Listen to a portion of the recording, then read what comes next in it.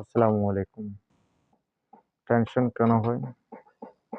Tension হলে আমাদের কি করণীয় তা নিয়ে চমৎকার আলোচনা থাকবে এই ভিডিওতে।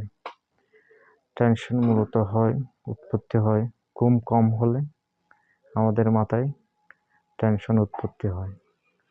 আর যদি যে কাজ করা উচিত তা না করো, ভুল কাজ করলেও আমাদের মাথায় টেনশন উৎপত্তি হবে।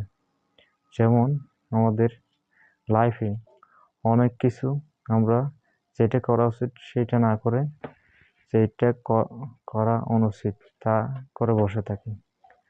যদি এরকম ভুল করি অবশ্যই আমাদের মাথায় টেনশন উৎপত্তি হবে। টেনশন উৎপত্তি হলে আমাদের জীবনযাত্রার মানটা একটু অনুন্নত হবে।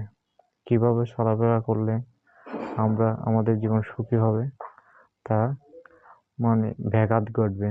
তাই টেনশন যদি উৎপত্তি হয় তাহলে আমাদের একটা কাজ করতে হবে, সেটা হলো আমরা রেনজিট খেতে পারি। রেনজিট খেলে আমাদের মাথা কুল হবে এবং টেনশন রিমুভ হবে। টেনশন রিমুভ হওয়ার সাথে সাথে আমাদের জীবনে স্বস্তি আসবে। তাই জীবনে স্বস্তি আনার জন্য আমাদের যেটা কাজ করা উচিত সেইটা করতে হবে, যেটা কাজ করা উচিত নয় তা থেকে বিরত থাকতে হবে।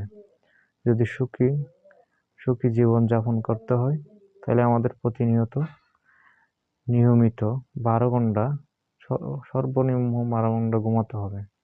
যদি 12 ঘন্টা ঘুমাতে পারি আমাদের কাজ সকাল থেকে বিকাল পর্যন্ত কাজ আমাদের সুষ্ঠুভাবে আমরা যে কোনো কাজ করতে পারবো। যদি আমাদের মাথা কুল থাকে অবশ্যই যে কোনো কাজ চিন্তা ভাবনা করে করা যাবে ইনশাল্লাহ। টেনশন এমন একটি মারাত্মক ব্যাধি।